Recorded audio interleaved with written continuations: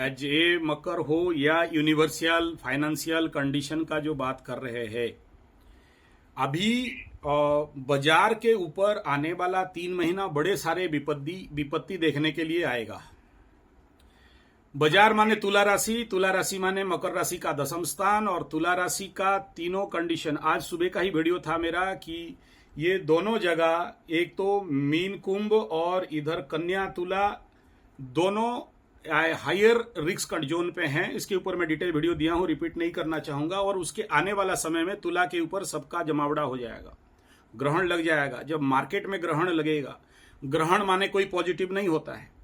और अभी तुला राशि माने स्थान है महालक्ष्मी का, और तुला राशि के ऊपर ग्रहण लगना, तुला राशि के ऊपर फायरी प्लैनेट तीनों का हुजूम होना, सोचो 3 आग मार्केट में लगेंगे।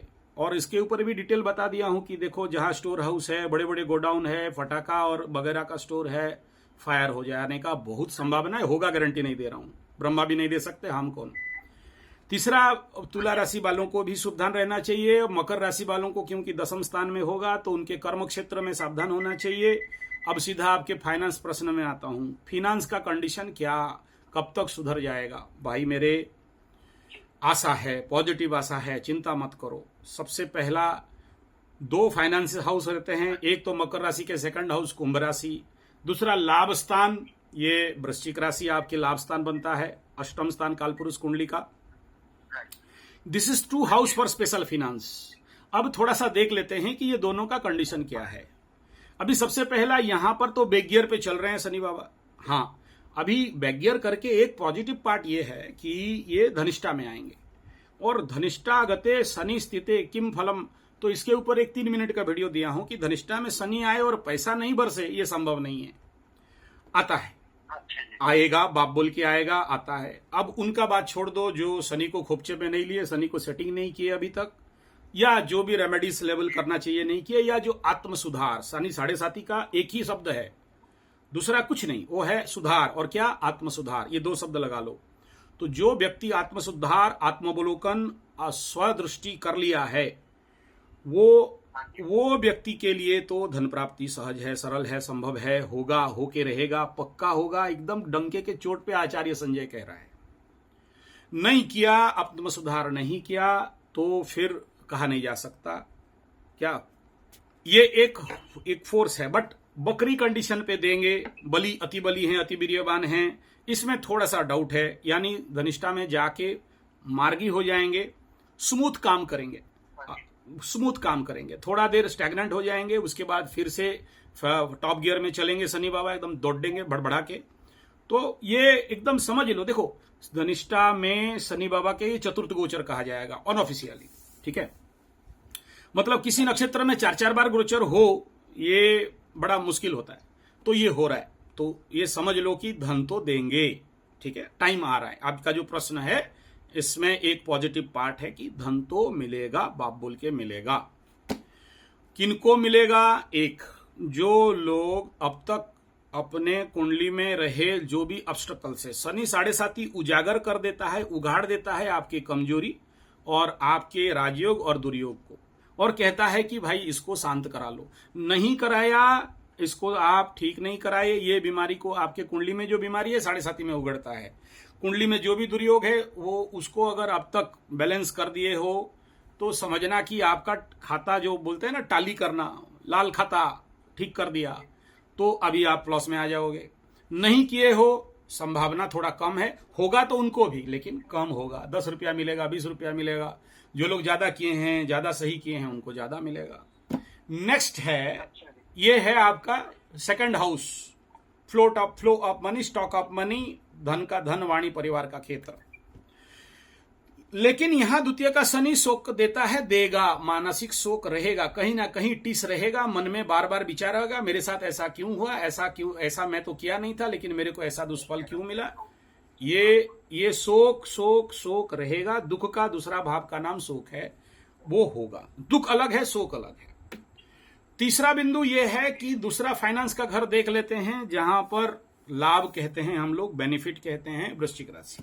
नेचुरली अभी कुछ दिन से ये तो मंगलू बाबा हमारे खुद ब्लॉक होके पड़े थे, आगे सूर्य पूछे केतु लटक गए थे। आज संक्रांति 17 तारीख मंगल के साथ अभी आएंगे।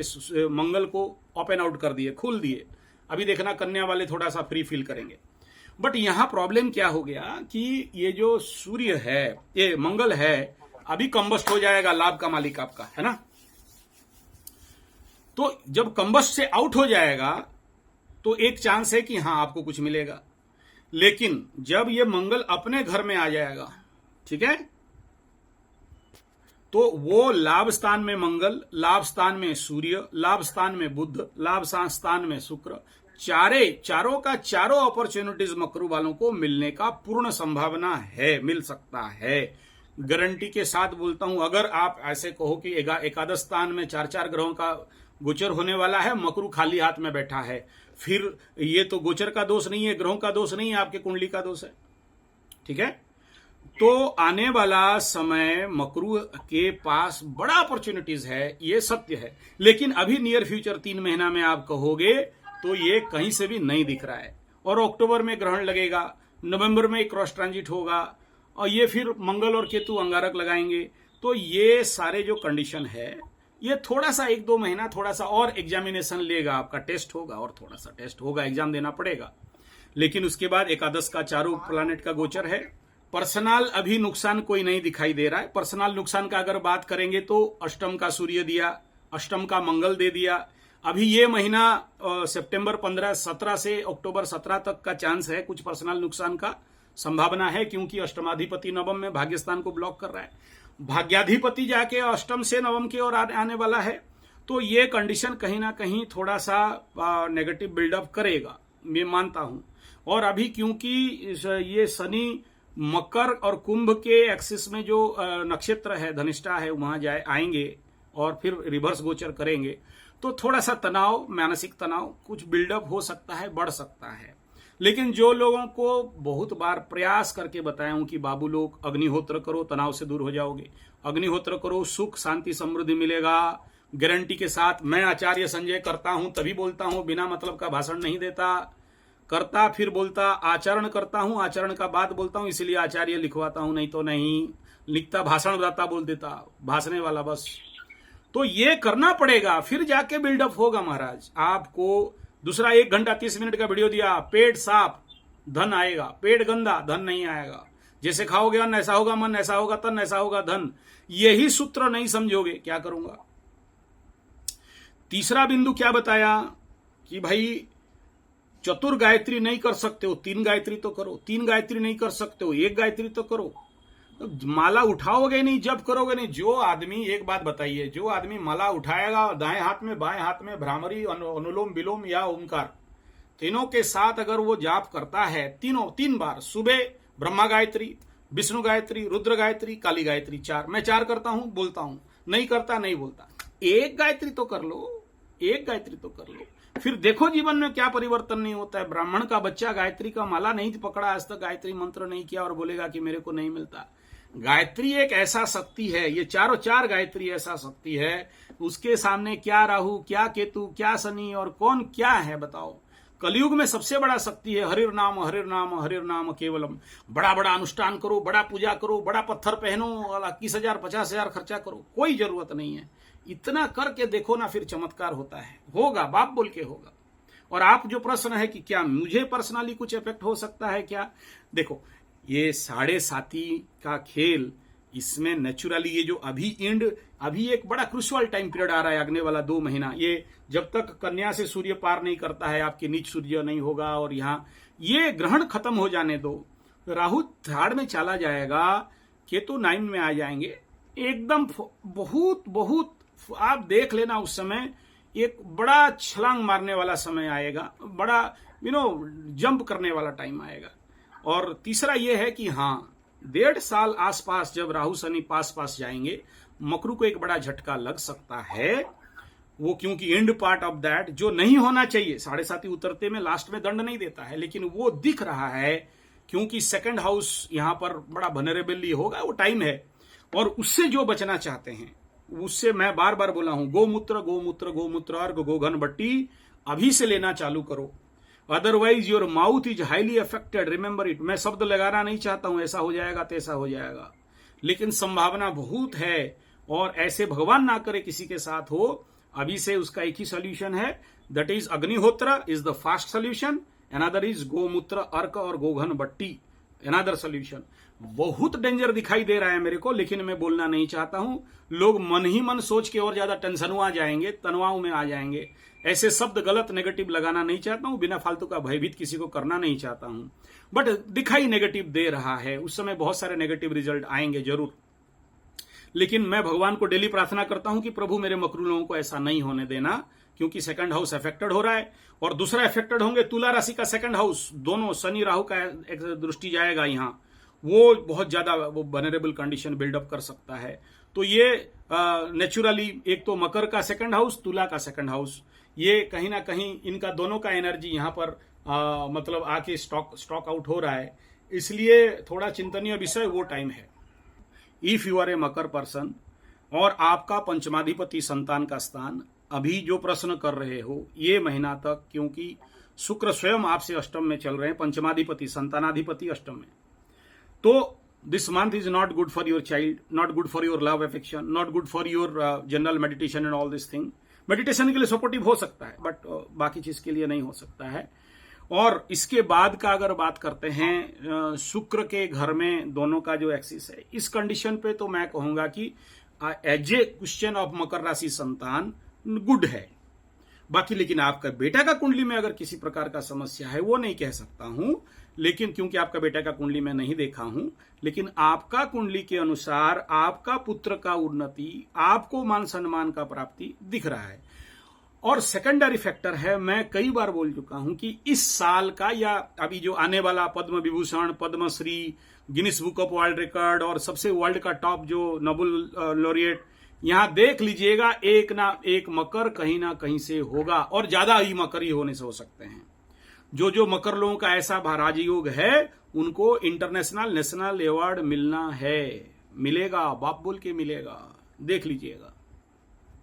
तो वो क्षेत्र आपके लिए ठीक है। देखो, आप जो प्लानिंग कर रहे हो कि दिसंबर का समय में कार्यक्रम करूंगा, बाबा लोग दिसंबर के समय में, दिसंबर 17-18 से जनवरी 15 मकर संक्रांति बनता है, यानी सूर्य उस समय द्वादश से मकर के ऊपर गोचर करेगा, और सूर्य आपके अष्टमाधिपति है। द्वादश का गोचर अच्छा है,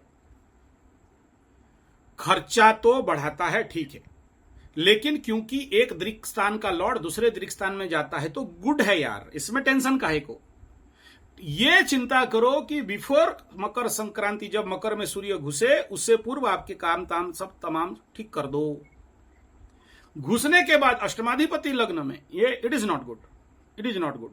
हाइपर एक्टिव बनाएगा, क्रोध बढ़ाता है, किसे क्या बोलते हो समझ नहीं पाओगे, कभी कभार खुद बीमार में पड़ जाते हैं, कभी कभार किसी को बुखार होता है, कभी कभार एकदम लगता है कि हम ही साढ़ अभी दौड़ के 100 एक्सरसाइज कर देंगे, इसी में फंसते हैं।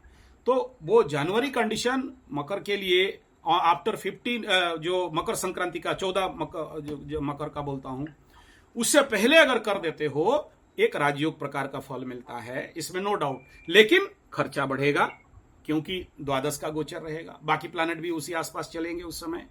तो वो खर्चा, एंजॉयमेंट, लड़की से दूर रहना चाहिए उस समय जब कार्यक्रम करोगे, और सरकारी सिस्टम पेन एंड पेपर को ओके करोगे, क्योंकि द्वादश में आया है सूर्य सरकार। तो इस क्षेत्र में तो कहीं ना कहीं थोड़ा सा सावधान रहोगे तो कोई प्रॉब्लम नहीं होगा। और आपका प्रश्न रहा कि अक्टूबर में प्रॉब्लम होगा तो दिसंबर में कैसे करेंगे। भाई मेरे, अक्टूबर का जो प्रॉब्लम है, अभी वो राशिफल निकालने वाला हूं मकर का, आज भी एक दे दिया था detail of the month scenario, वो इंट्रोडक्शनल वीडियो था मेरा मकर राशि के लिए, 12 राशि के लिए। अक्टूबर का महीना अगर आपके लिए देखोगे 15 तारीख 17 तारीख तक नॉट फेवरेबल है, उसके बाद थोड़ा सा फेवरेबल आएगा, ठीक है, थोड़ा सा फेवरेबल आएगा। तो ऐसा है ना, अक्टूबर 29 तक मैं आज बता दिया हूं डिटेल पंचांग के अनुसार, आज का ही वीडियो है कि देखो ग्रहण लग रहा है, ये जो ग्रहण और सूर्य पराग है ये है 28 अश्विनी पूर्णिमा गजलक्ष्मी और वो लक्ष्मी पूजा के दिन ही चंद्र ग्रहण पालनीय है। तो ये जो ग्रहण है ये मकर के लिए थोड़ा सा फेवरेबल बेस्ड अप नहीं है, ठीक है। तो थोड़ा सा चिंतनीय विषय रहेगा, और वहां का पूर्णिमा और ग्रहण चिंतनीय विषय रहेगा। लेकिन मैं आपका कुंडली देखने के बाद ही सही एनालिसिस दूंगा कि आपके लिए, क्योंकि देखो आपके कुंडली में भी ग्रहण योग है ना, मेरे को जितना याद आ रहा है, हालांकि बहुत पुराना दिखाऊं आपका कुंडली, तो दैट अगर कुंडली में ग्रहण योग मतलब है और अभी ग्रहण हो रहा है, तो उस ग्रहण से उस ग्रहण का एक्सिस क्या है उसको थोड़ा सा देख के निर्धारित करना पड़ेगा।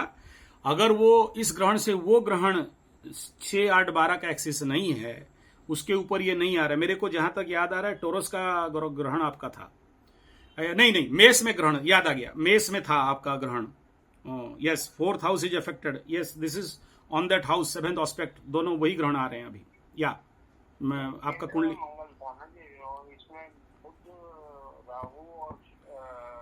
यस करेक्ट, एकदम ठीक बोल रहे हो आप। मेरे को पूरा आपका कुंडली अभी दिखाई दे रहा है आंख में, याद आ गया, बहुत पुराना, शायद 1 साल पहले मैं आपका देखा था, आ गया, विजुअलाइज हो रहा है, यानी उसी एक्सिस में ये है। यस, तो फिर दशा अंतरदशा को और आपके बाकी चीज को देख के मैं इसके ऊपर बोलूंगा कि कितना फेवरेबल होगा या कितना फेवरेबल नहीं होगा। या it need a good analysis to deeply study that complete that bus chart, then only I will say I will give you that right suggestion or right forecast about that.